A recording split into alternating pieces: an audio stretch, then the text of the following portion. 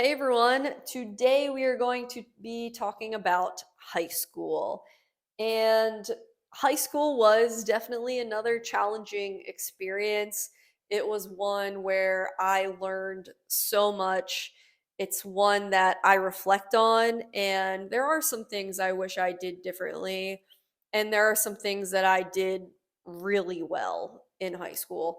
And we're just gonna dive right into it. And I'm also gonna share some lessons in here for both parents and coaches and athletes as well as I talk about those experiences and some of the realities that I experienced that I still see exist today. Now, in high school, I think one of the things that I'm most grateful for is that it was the first time I really took ownership of my life and made a big decision for myself. And that was that I decided to transfer schools halfway through my sophomore year. And for me, in the first school, what made it so challenging is that the social environment was really hard. And have never been somebody who has been into the drama of things. I always feel like when I was younger in conversations, I gravitated towards the adults. And that just really showcases that I'm just not getting in the middle of those type of things. And at that school, there was a group of girls who called themselves a particular name that made them feel entitled and popular. And in doing so, it created a ton of cliques within my grade. I played field hockey coming into the fall, and I had a friend who played soccer, for example, and would go to talk to her and would get stares. Somebody on the soccer team prank phone called my house, um, pretending to be like Planned Parenthood. Hilarious. Um, and it just was not a great environment. And I will say, I think something that's important to say and own is that during that time, I not only didn't feel great about myself, but I also played into that to a role so much so that, there were periods that I definitely put people down unnecessarily because of my own insecurities. And it's so important that we create spaces where kids don't have to feel like that, where they feel like they can be themselves, that they are welcomed and included in things and appreciated and cared for.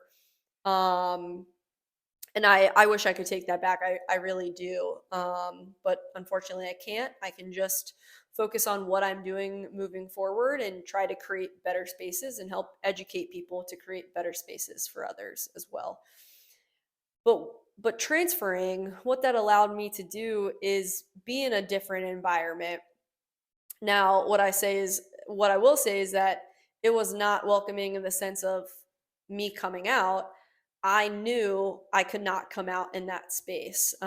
Just to be honest, it was a Catholic high school.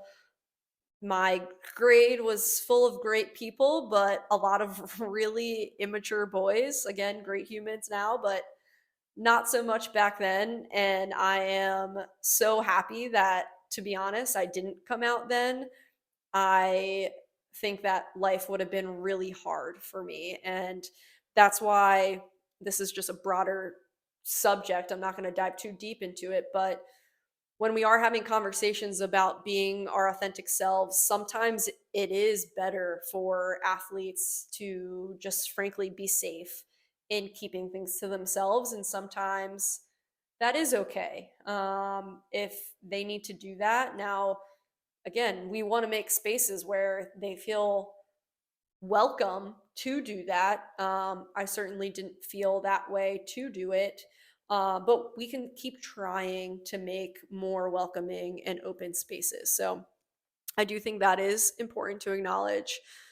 But the biggest thing that I gained from my experience in high school was a very small group of fantastic people as friends.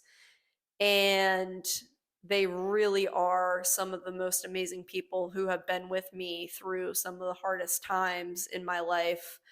Um, oh man, I wasn't expecting to get some emotions, but nonetheless, thankfully my dogs just barked and got me out of it. But they that it really was amazing to have that and to be in an environment as well where not only did they support me, but they pushed me to achieve my goals. And it really was incredible to be in that environment where almost everyone that was there, that was on my team in my high school class, um, really was so focused on lacrosse and doing well. Of course, we were focused on school too, but it was just like if one person, for example, didn't really want to go and play that day, the other person was going to go and pull them and push them during practice. And I really feel like that allowed us to get the best outcomes that we possibly could when we were all playing together. So I really think that, again, just a lesson for coaches on the environments that we create. And so much emphasis does not need to be put on the X's and O's, but rather when you focus on the environment, the X's and O's kind of fall into place later on. I really, really do believe that. um, eh, Also in high school, it was really the first time I learned that things don't always fall the way that you think. That there are powers beyond your control that will come down when it comes to making certain teams. Just because you might feel like your play is one way, somebody else sees it as another. And I really experienced this in the club scene. I started my journey on the lowest team. There's 3 teams for my grad year, and then I didn't make the top team until the last year that I was playing club. And also in the middle of that, the year prior, my coach decided to start another club team and took my whole team with her. I was one of 6 athletes that stayed, and so I really understand a lot of the uncertainty some athletes feel during the recruiting period, obviously, because the recruiting period itself is a lot, but also I really felt it during that time. And almost every single one of the players that stayed ended up playing in college, which just goes to show you, and I will just say this, that there is no one right path to take on your journey. And to go back to my point of how sort of not so much staying quiet is best, but also there is a time and place where quitting and not doing something can actually be beneficial for an athlete.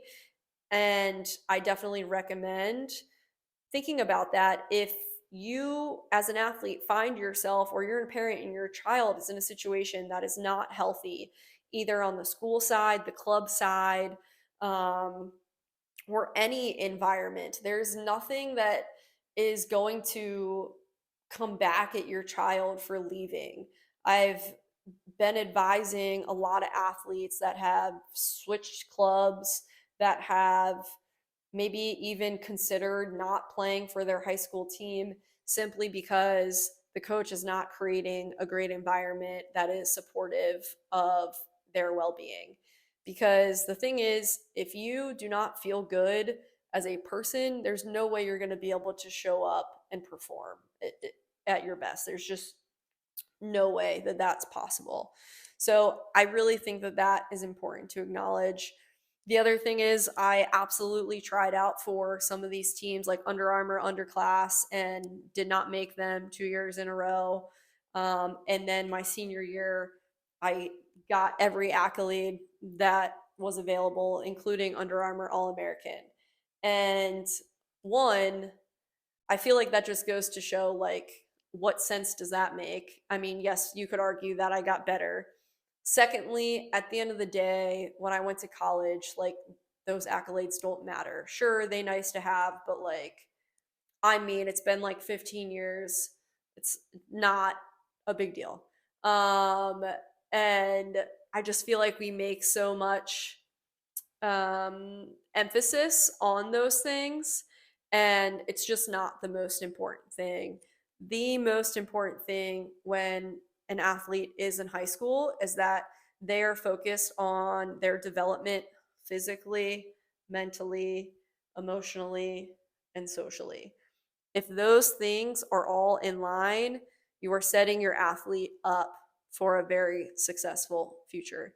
It's when those things are not the focus that things I have seen and I've experienced personally tend to get a little bit out of hand, or athletes start to experience some frustration in that. Um, so that's really, I think, the biggest things that came out of my high school experience. It was challenging, but because I had a really small knit group of friends to support me that were all aligned with my goals and my values, it was made immensely easier. So for any also athlete that's out there, if you have people, if you don't, you need to go and find those people, even if they're not attending your high school, but maybe they're on your club team, even if they don't live close to you. You need to connect with them. You need to connect with somebody who is on the same page as you and wants the same things you do, because that is going to make your path a lot easier when you have support through it. Because there are going to be times that it's challenging. There's nobody that wakes up every single day, especially in high school, that's like, yes, I can't wait to go run and work hard today. It's just not going to happen every single day of the week. I mean, I don't even experience that now to this day. So I really don't expect a high schooler to do it. Really understand that as coaches, it's important that we create open and welcoming spaces and focus on our environments and our culture that we're creating even more so over those X's and O's. And just really for athletes and coaches and parents, I will just continue to emphasize that there's not one path to achieve your goals. It really is up to you and what you want and the choices and responses that you have that are going to guide your path forward. I hope this was helpful. As always, if anyone has any questions, feel free to reach out. Until next time, bye.